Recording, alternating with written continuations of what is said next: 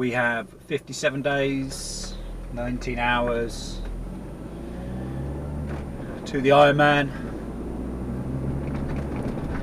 which is a Thursday, and today I mostly have a ride this morning, a very easy hour's ride, and then this afternoon or this evening I have a swim. I think it's 2,300 metres. Again, nice easy pace, just relaxing really in that moment.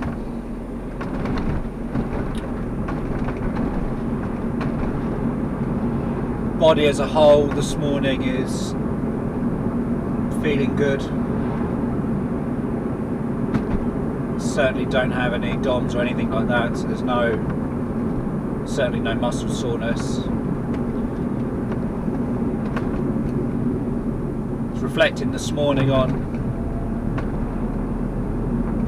well, during my meditation, just really thinking about my body, doing my body scan to see if there's any areas that need attention. Just thought back to, not so long ago, 50 odd days ago, where my AT band was sore. It got me thinking about how the body wants to be the best it can be, and where possible does its best to support life. Yet sometimes we don't give it the right, we don't make the conscious right choices to support the body. And it's a really difficult one, because you have to go into a really alternative state to think like that, a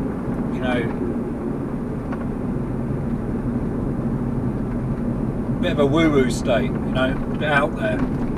Think, right, why aren't I supporting my body with good, healthy food all the time? Why aren't I exercising to a level that will support longevity in my life, that won't restrict me from doing anything? Why would I do something constantly that brings about, certainly assists in the development of age-related illnesses or non-related age-related illnesses?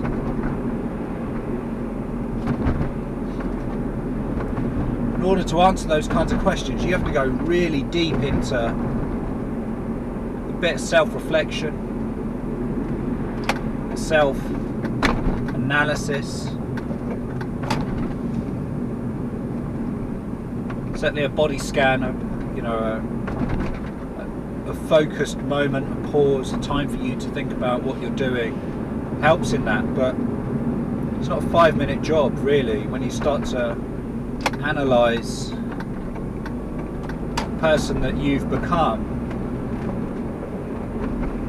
because you have to be overly critical. There has to be massive amount of honesty. There's no space for a little bit of a variant, a little bit of a white lie, believing that it won't hurt. It's like someone with lung cancer saying it's okay to smoke, it won't hurt, the damage is already done. Well, that's one way of looking at it. Or, you're reducing your life that much further. The same could be said to obesity, and I've tried to stay away from the whole obesity topic because it interlinks with my other business.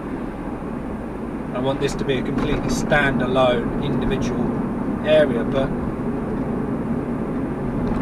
why on earth would you feed your body something that makes you unhealthy, clinically, medically unable to do what your body wants to do, deep down within your mind, what your mind wants to do? And we all have two sides, we all have that aspect within our mind within our consciousness, within our energy that says, look for the easiest route. That's only natural. You know, we're human. As a species, we've evolved to look for the easiest way. For energy preservation. That's ultimately it. I don't have to do this, I won't, just on the basis that I'm going to conserve energy. Like a tortoise living for hundreds of years, moving slowly. But we've taken that to an extreme within our being, within our living in the 21st century. In this century, in this day, in this moment, where we're no longer thinking about energy preservation, we're over-consuming energy and not moving. We're following the body's natural way to not move, or the natural laws of human response in, you know, the law of least effort. And we all do that.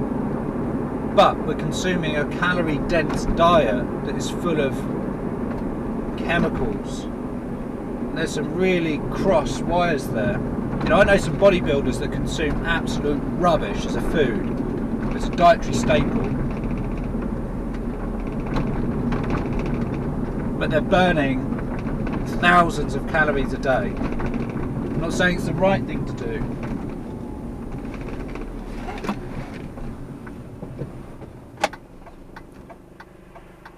But the second they stop, their body's going to go into shock and start retaining all of those calories, all of that, and I hate the word calories, but all of those dirty ingredients, all of those sugars, unhelpful, unsupportive sugars.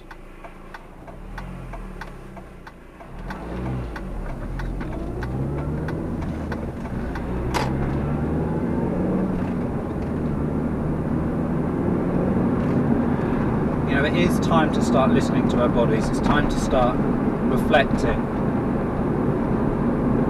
Just going back to my IT band, you know, my body wanted to repair itself. It needed me to consciously be aware, consciously take action on its behalf and help it.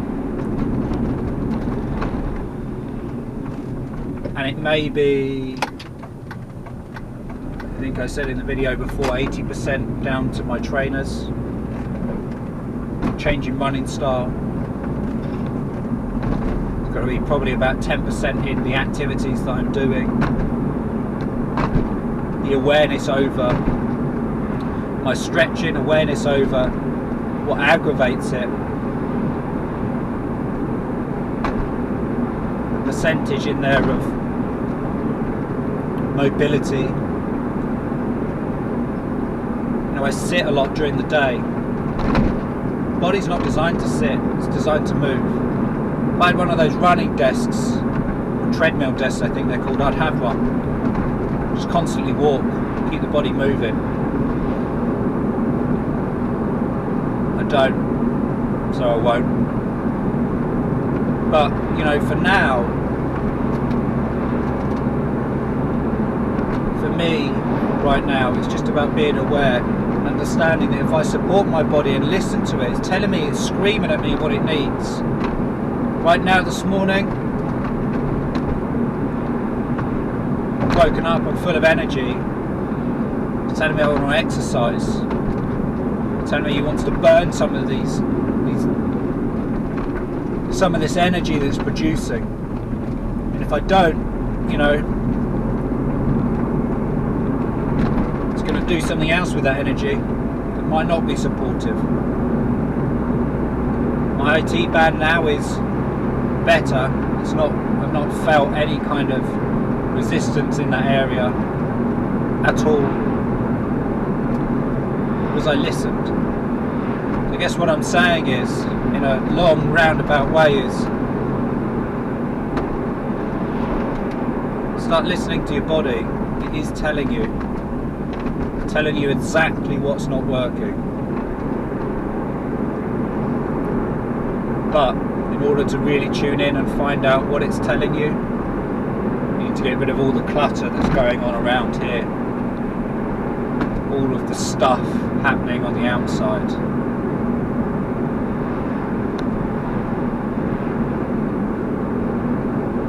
So that's it for the morning. Enjoy the ride. I don't know whether I'm going to be able to get out or whether it's going to be on the turbo or at the gym. I'm undecided as of yet. But whatever I do, enjoy the ride, or if not, I'll catch you after the ride. And then off to do some work. Got a couple of phone meetings today, client meetings. Mid-afternoon, and then it's a swim later.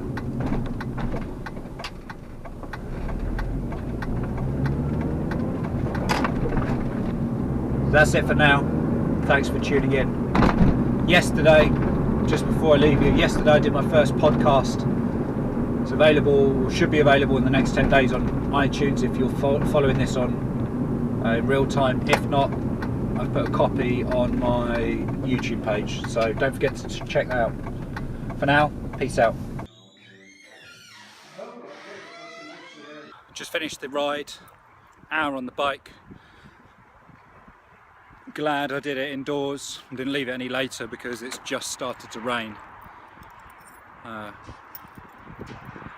Kept the heart rate zone 100% below 2, most of the time it was around 1.6, so it was, yeah, good session. Just off home now, catch up with some work, refuel and hydrate. Got another podcast to do later on and some chores, so yeah, I'll catch up with you probably after my swim. So for now, thanks for tuning in, peace out, have a good remaining part of the day. So I'm just off now to go and do a swim. As you can probably see, we've got rain.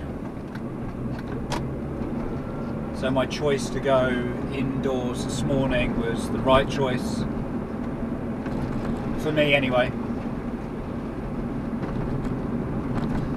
Just off to do the swim now, 2,300 metres. Which I'm looking forward to be honest. Done a couple of podcasts today which have gone out, been submitted to iTunes, so they'll be available there probably by the end of the week.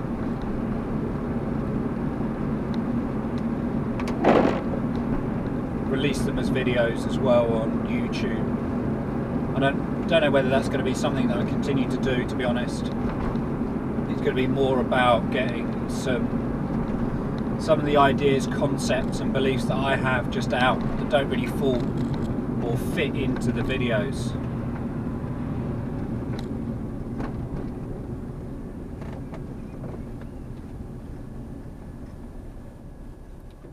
I had a look online today. I spent 15-20 minutes just looking through YouTube at some of the fitness professionals that are out there. There seems to be a lot about getting the six-pack, losing weight, more about boosting ego and another's perception about fitness. Bigger arms, bigger chest, big quads, but nothing that really that struck me as a really informative channel about functional fitness. There's a few with the CrossFit guys, the CrossFit industry. There's some good resources there. Endurance wise, it doesn't seem to be as big a demand, or certainly the investment in time.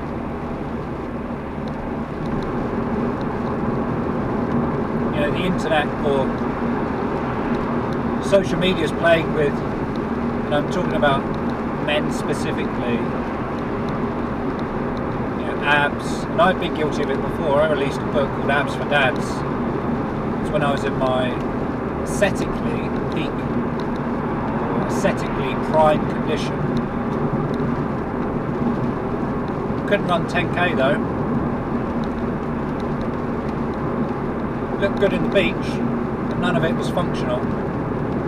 And it's comical now, really looking back at the obsessive nature of that. I was doing it for a purpose. I was writing a program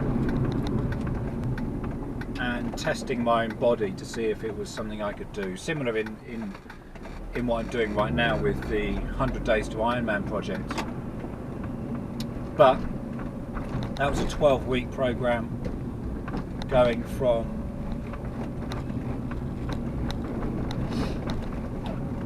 not particularly healthy weight, underweight, not overweight, and then gaining muscle. And it worked on the basis that the size of your neck, your biceps and your calf should be the same circumference. That's pretty much how the fitness, bikini fitness, or the fitness industry, you know, these BFF, UK BFF channels work, or competitions work. As I said, it wasn't functional fitness by any stretch.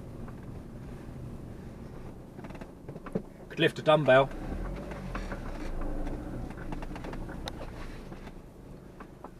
But I couldn't do downward dog. And I certainly couldn't do any kind of functional fitness that's there. You know, I couldn't run 5k or definitely not 10k without being absolutely hammered.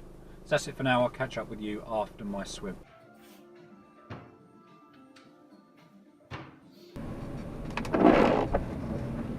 So that's it, swim for the day done, second session done.